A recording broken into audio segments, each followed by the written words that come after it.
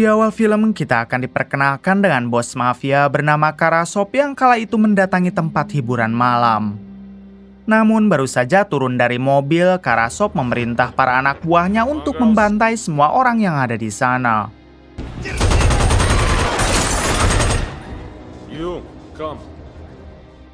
Ternyata alasan Karasop melakukan hal itu karena ia ingin menguasai tempat hiburan malam tersebut.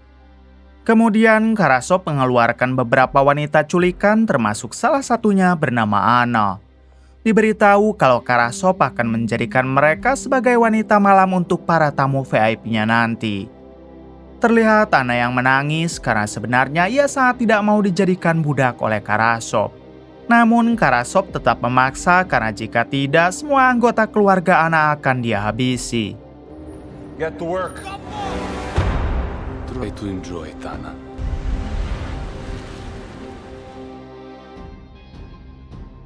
15 tahun kemudian, kita akan dibawa ke sebuah basement dan di sana terlihat sekelompok perampok yang hendak mencuri mobil. Saat dua dari mereka akan membuka paksa pintu mobil, tiba-tiba kemudian datanglah si pemilik mobil yang diketahui bernama Frank. Diberitahu kalau Frank ini adalah seorang supir handal yang mempunyai skill di atas rata-rata. Di sini Frank menjelaskan jika mereka salah besar karena malah ingin mencuri mobilnya. Mobil itu sudah dilengkapi teknologi canggih, jadi mesinnya tidak akan hidup jika tidak digunakan oleh pemilik aslinya. Salah satu perampok malah menantang Frank hingga terjadilah pertarungan.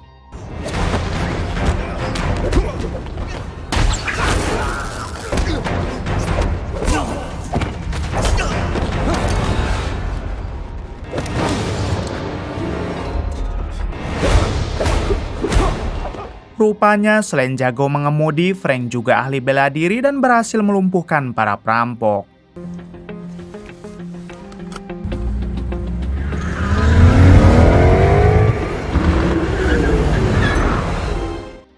Tiga puluh menit kemudian, Frank menjemput seseorang yang ternyata itu adalah ayahnya. Di sini Frank meminta maaf karena dia terlambat 38 detik. Tentu si ayah tidak mempermasalahkannya, lalu mereka pun pulang menuju rumah.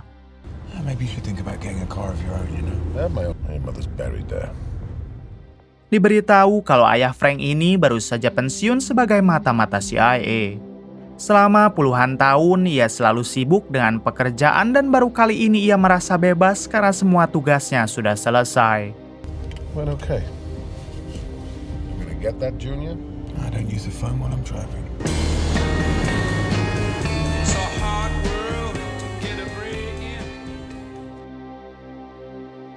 Adegan berpindah ke sebuah hotel dan kita akan diperlihatkan dengan dua tamu VIP Karasop si bos mafia. Ternyata saat ini mereka berdua akan diberi persembahan oleh Karasop, yaitu dua wanita pekerjanya. Namun si tamu VIP malah komplain karena di sana hanya ada satu wanita yang diketahui bernama Maria. Maria pun meminta si tamu agar sabar karena sebentar lagi temannya pasti akan datang. Tak lama datanglah teman Maria yang diketahui bernama Gina. Tentu kedua tamu itu merasa senang karena sebentar lagi pesta akan dimulai. Tapi tiba-tiba inilah yang Gina lakukan. My sentiments exactly. Setelah menghabisi kedua tamu itu, Gina dan Maria mengeluarkan jasad wanita yang koit akibat overdosis. Kemudian Maria memakaikan kalung liontin kepada jasad si wanita. Sementara Gina menata kamar hotel agar pembunuhan itu seolah terjadi akibat kecelakaan. Sebelum pergi, mereka berdua menyalakan api yang membuat kamar hotel itu seketika terbakar.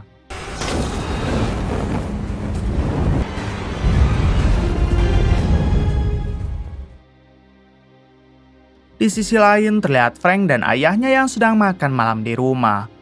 Tak lama Frank mendapat telepon dari nomor tak dikenal. Saat diangkat, ternyata si penelepon adalah seorang wanita yang akan memakai jasa driver Frank pada besok lusa. Di sini Frank tidak langsung menerima tawaran itu dan meminta agar mereka bertemu dulu membicarakan apa yang harus Frank antar. Si penelepon setuju lalu mereka janjian bertemu di sebuah kafe. You know, in my day, when you wanted to make a cup of coffee, you just had to boil the water and strain the grinds. That's a juicer. Adegan berpindah kepada Karasov, si bos mafia yang kini sedang pesta di kapal pesiar. Tak lama, Karasov dihubungi oleh polisi yang memberi kabar kalau 2 tamunya dan 1 wanita ditemukan tewas terbakar di kamar hotel. Mendengar hal itu, Karasov segera pergi ke sana untuk memeriksanya. Setibanya di kamar mayat, detektif menjelaskan kalau kebakaran tersebut disebabkan oleh konsleting listrik, yang padahal kita tahu kalau Maria dan Gina lah pelakunya. Kemudian Karasov memeriksa jasad si wanita dan saat dilihat liontinnya, Karasov menyangka itu adalah Maria. Akan tetapi Karasov tak ambil pusing karena dia masih mempunyai banyak wanita selain Maria. And I can't possibly account for all of them. I have a lot of people who work for me. Better come with more men. Di hari berikutnya, terlihat Frank yang sedang bertemu dengan si penelepon semalam di salah satu kafe. Ternyata dia adalah Anna, si wanita culikan Karasov yang pernah kita lihat di awal film. Better for me, better for you. Sebelum menjalin kesepakatan, Frank menjelaskan dulu bagaimana aturan jika ingin memakai jasanya. Yang pertama, pembayaran harus tepat waktu. Yang kedua, tidak boleh ada tambahan ini itu saat pengantaran barang sedang berlangsung. 104 kilos in total. Yes. When's the pickup? Ana pun setuju, lalu ia mengatakan kalau barang yang akan Frank antar adalah sebuah paket yang beratnya hampir 104 kilo. Lalu Ana membayar Frank setengahnya dan untuk sisanya akan dibayar setelah paket sampai di tujuan. Pada akhirnya Frank sepakat dan ia pun akan mengantar paket yang dimaksud pada besok hari. Setelah Frank pergi, terlihat Ana yang menghubungi seseorang sambil mengatakan kalau rencana mereka bisa segera dimulai. Pagi harinya terlihat ayah Frank yang sedang berjalan kaki sendiri. Tak lama ia menghubungi Frank dan mengajaknya untuk liburan. Namun Frank menolak karena hari ini ia ada pekerjaan. Kemudian si ayah tak sengaja melihat wanita cantik yang sedang kesusahan karena ban mobilnya bocor. Si ayah pun menghampiri wanita tersebut dan ternyata dia adalah Maria. Di sini si ayah menawarkan bantuan untuk menggantikan ban serepnya, tapi tiba-tiba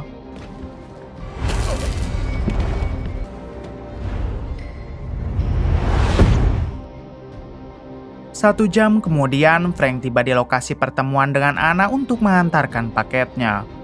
Ana pun masuk ke dalam lalu meminta Frank menunggu karena paketnya masih sedang diambil. Tak lama datanglah 2 wanita yang berpenampilan persis seperti Ana lalu masuk ke dalam mobil. Ternyata wanita itu adalah Gina dan temannya yang bernama Lenny.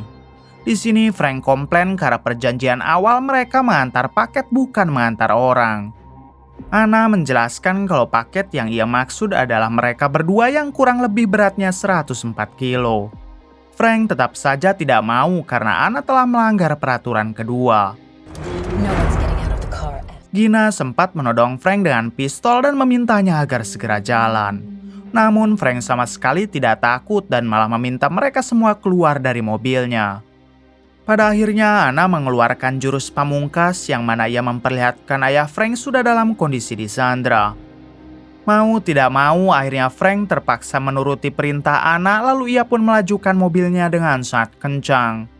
Hal tersebut jelas mengundang perhatian para polisi hingga terjadilah aksi kejar-kejaran.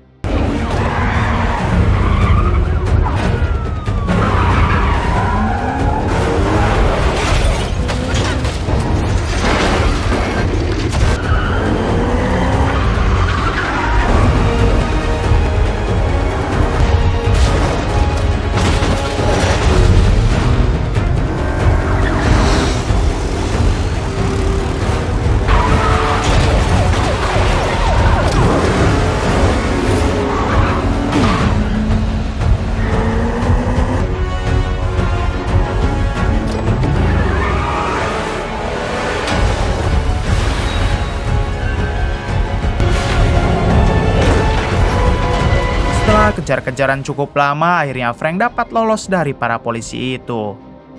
Untuk menghilangkan jejak, Frank pergi ke basement lalu mengganti mobilnya dengan mobil cadangan. Bahkan Frank tak segan meledakkan mobil sebelumnya agar semuanya berjalan lancar. Not really.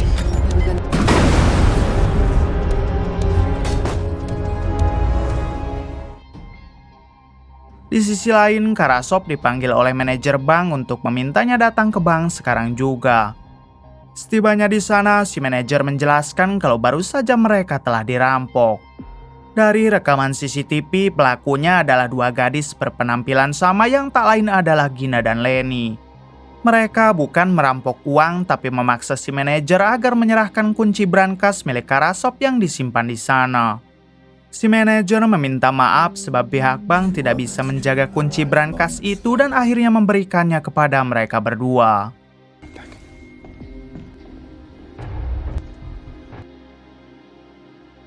Sebelum lanjut, saya akan menjelaskan sedikit. Jadi Anna, Maria, Gina, dan Lenny mereka adalah gadis culikan Karasov yang dipaksa untuk menjadi wanita malam. Tak tahan dengan hal tersebut, akhirnya mereka berempat menyusun rencana untuk menghancurkan Karasov dengan akan mencuri semua uangnya. Namun tentu hal itu tidak akan mudah, jadi Anna mempunyai ide untuk memanfaatkan prank dan berpura-pura mengantar paket termasuk menculik ayahnya. Adegan berpindah kepada Frank yang sudah berhasil mengantar mereka ke markasnya.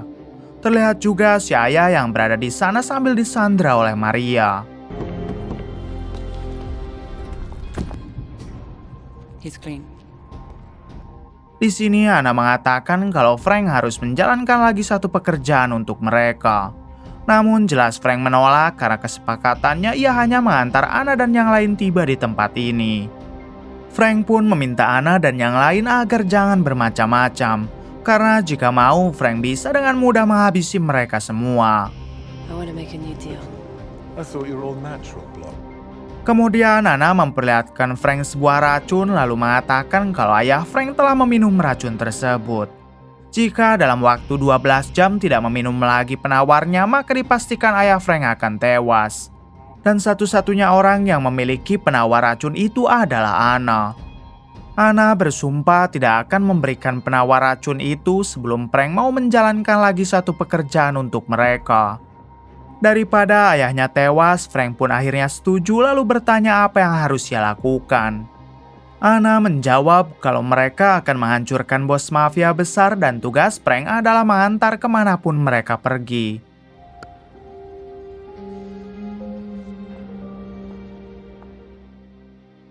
Malam harinya, Anna mengajak Frank untuk mengantarkannya ke rumah sakit. Setibanya di sana, Anna meminta Frank agar menyamar menjadi dokter sedangkan dirinya menjadi pasien. Kemudian mereka berdua masuk ke dalam ruangan penyimpanan obat. Di sini Frank langsung melumpuhkan satu penjaga. Lalu ia mengambil tabung gas neuroflurax atau gas pembius. Di sisi lain memperlihatkan Maria yang pergi ke klub malam lalu menggoda seorang pilot. Ternyata dia adalah pilot pribadi dari tangan kanan Karasov. Kemudian Maria mengajak pilot itu masuk ke dalam kamar untuk melakukan 911. Namun setibanya di sana Maria langsung menodong si pilot lalu menyandranya. Di balik itu Anna membawa dua temannya yaitu Gina dan Lenny untuk masuk ke dalam mobil Frank dengan berpenampilan khasnya. Kemudian mereka menuju klub malam milik Karasov lalu masuk melalui jalan belakang. Di sini Anna meminta Frank agar membawa tabung gas bius tadi ke dalam ruangan operasional. Sedangkan Anna, Gina, dan Lenny akan masuk duluan menunggu di ruangan VIP. Hey, Jarkov, you can park here.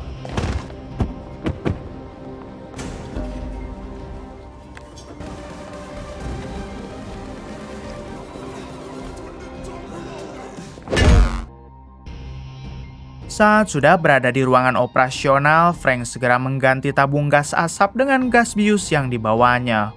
Frank sempat ketahuan oleh satu penjaga, namun inilah yang Frank lakukan.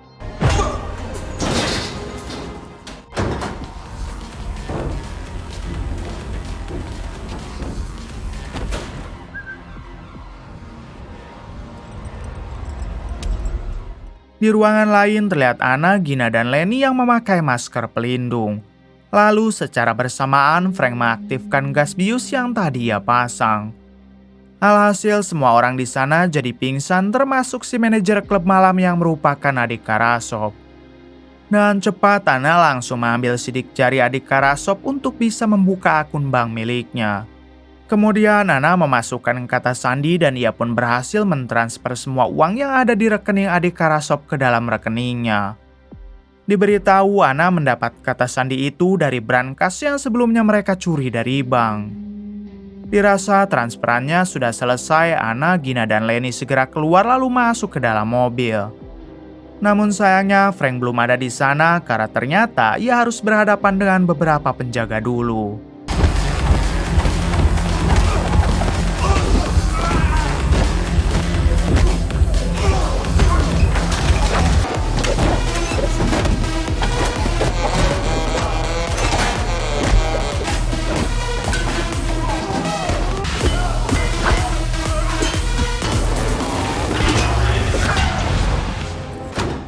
Oh, what? Come on, let's go.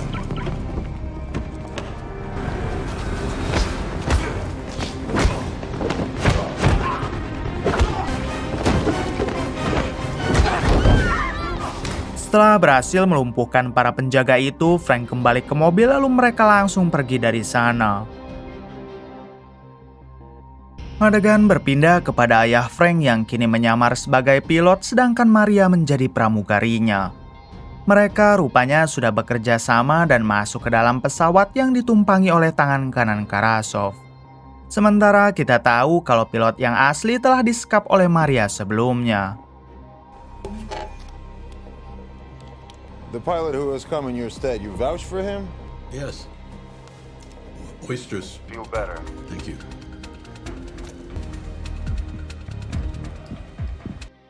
Di sini Maria menggoda tangan kanan Karasov sedangkan ayah Frank masuk ke dalam ruangan pilot.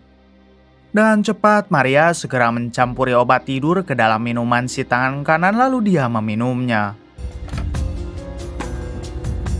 Thank you. Would you like anything else?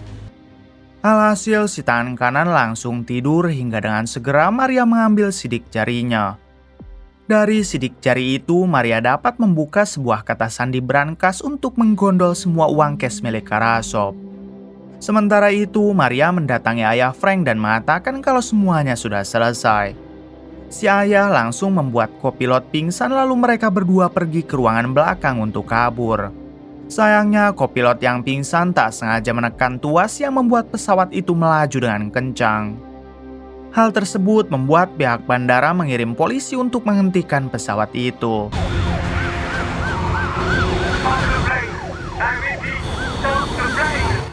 Di waktu yang sama, pengawal tangan kanan Karasov merasa ada yang janggal hingga ia masuk ke dalam ruangan si tangan kanan. Melihat bosnya pingsan, si pengawal langsung sadar kalau mereka telah dibajak, hingga ia mengerahkan pasukan untuk menangkap Maria dan juga ayah Frank. Si ayah dan Maria belum bisa melarikan diri karena pesawat itu melaju dengan kencang. Alhasil si ayah meminta bantuan Frank untuk segera menjemputnya.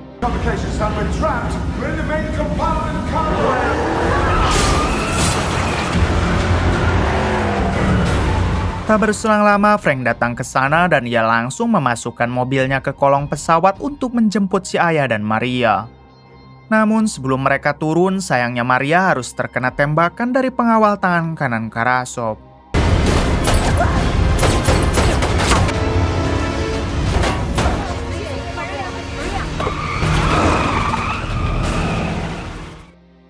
Setelah Maria dan si ayah masuk ke dalam mobil, Frank segera putar balik, namun kini Frank harus berurusan dengan para polisi dan terjadilah kejar-kejaran.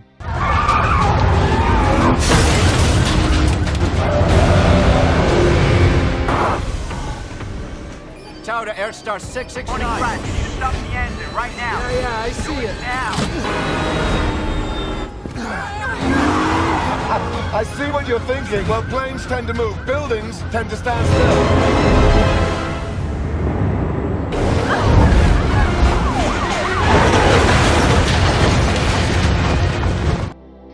Dengan skill mengemudi tingkat dewa, akhirnya Frank bisa lolos dari kejaran para polisi itu.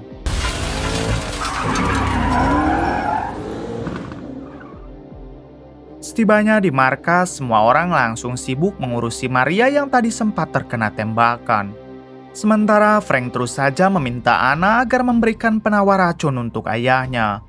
Frank sudah tidak ingin berurusan lagi dengan mereka, ditambah semua misi juga sudah selesai. Anna yang merasa risih akhirnya mengatakan kalau tidak ada penawar apapun untuk ayah Frank. Karena yang diminum oleh ayah Frank bukanlah racun, melainkan air putih biasa yang diberi sedikit pewarna. Mengetahui hal tersebut, Frank menjadi lega, lalu ia pun membantu mengeluarkan peluru yang bersarang di perut Maria. And wrap this round the end. Is the only way. Right, hurry with the cobwebs. Not exactly the Cleveland Clinic. No one's dying today. Adegan berpindah kepada Karasov yang mendatangi adiknya di klub malam. Di sini si adik mengatakan kalau semua uang di rekeningnya telah hilang. Bukan hanya si adik, tangan kanan Karasov yang juga memegang uang Karasov mengalami perampokan sehingga Karasov menjadi murka. Kemudian mereka mengecek CCTV dan lagi-lagi pelakunya adalah para wanita yang berpenampilan sama.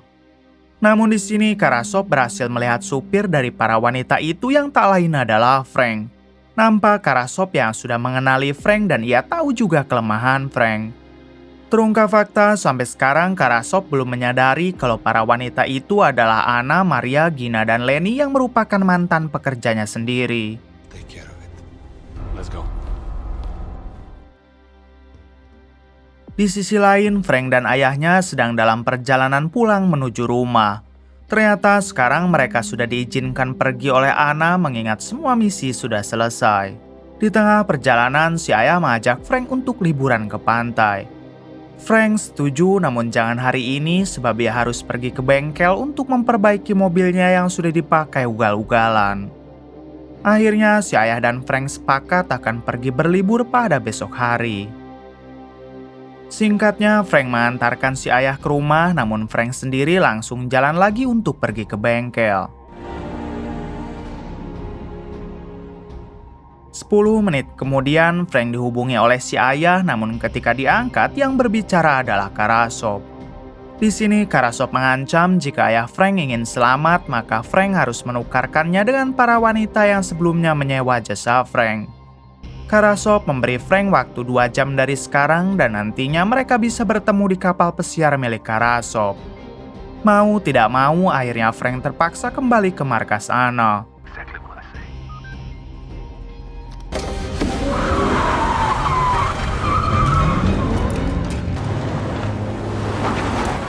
Setibanya di sana, Frank mengatakan kepada Anna akibat membantu mereka, kini ayahnya diculik oleh Karasov.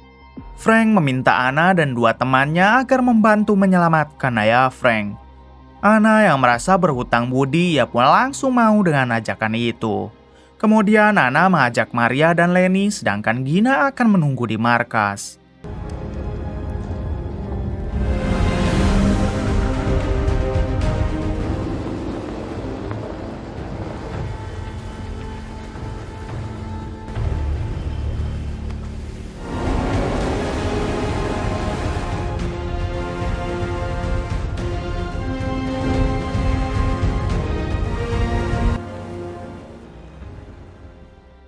Sesampainya di kapal pesiar, Karasov dibuat terkejut karena selama ini wanita yang telah membuat kekacauan adalah Anna, Maria, dan Lenny. Well, I can't speak to the arrangements your country's military makes to get jobs done. Kemudian Frank meminta ayahnya dibebaskan sesuai kesepakatan awal. Tak lama ayah Frank pun dibawa, namun ketika mereka akan pergi, datanglah adik Frank dan si tangan kanan. Di sini mereka tidak mau Frank dan si ayah lolos begitu saja dan sebaiknya dihabisi bersama Anna dan kedua temannya. Karasov setuju dengan hal itu, namun tentu Frank tidak akan tinggal diam hingga inilah yang terjadi. Call you here because he has your money.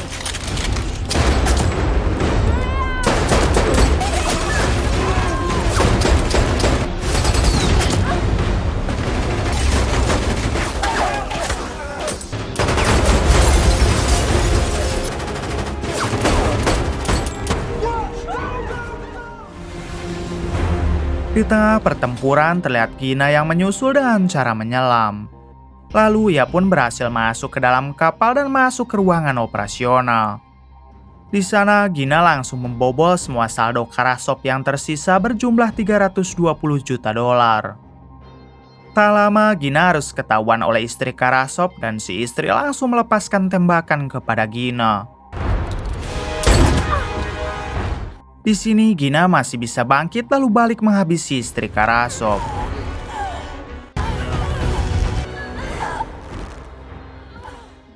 Tak lama datanglah ayah Frank yang langsung memeluk Gina. Nampak Gina yang semakin lemah karena luka tembaknya tadi. Pada akhirnya Gina harus tewas di pelukan ayah Frank. Sedangkan untuk Maria dan Lenny juga mereka ikut tewas dihabisi oleh adik dan tangan kanan Karasov. Di balik itu, Frank sendiri masih terus membrutal dengan menghabisi satu persatu anak buah Karasov.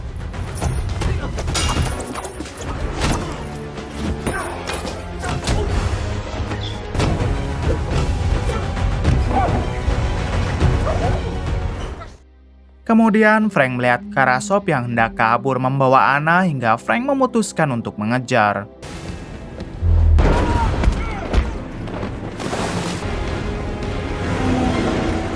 Setibanya di darat, Frank melihat Karasov yang hendak kabur menggunakan mobil hingga inilah yang Frank lakukan.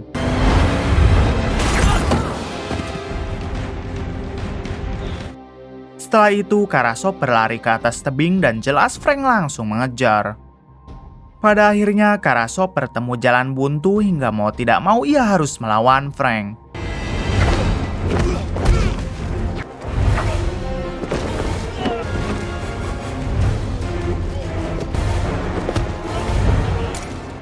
Frank yang sudah kehabisan tenaga, ia sempat dipojokkan oleh Karasov. Namun saat Frank akan dihabisi, tiba-tiba ternyata yang menembak Karasov adalah Anna. Setelah itu, Frank menghampiri Anna dan berterima kasih karena Anna telah menyelamatkannya. Di sini Anna hanya bisa menangis karena sekarang ketiga temannya telah tiada.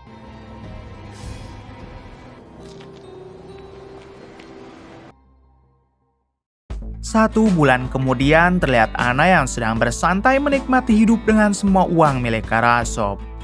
Anna yang tidak serakah, ia pun tidak lupa membagi rata semua uang itu kepada almarhum teman-temannya termasuk kepada Frank. Tamat. Bagaimana menurut kalian?